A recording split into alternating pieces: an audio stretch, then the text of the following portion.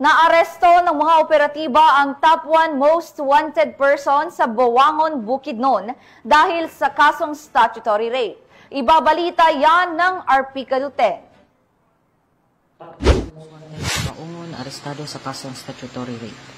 Matagumpay na inaresto ng mga otoridad ang tinaguriang top 1 most wanted person municipal level sa isinagawang service of warrant of arrest bandang 1:00 ng hapon, Disyembre 4, 2025.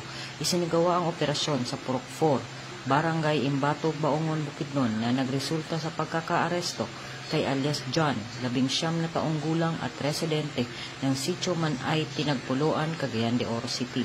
Ang matagumpay na operasyon ay isinagawa ng chopper team ng Buangon Municipal Police Station sa pamumuno ni Police Lieutenant Teogracias Gulayan sa pakikipag-ugnayan sa Bukidnon Provincial Intelligence Unit, Bukidnon PIT at RIU-10.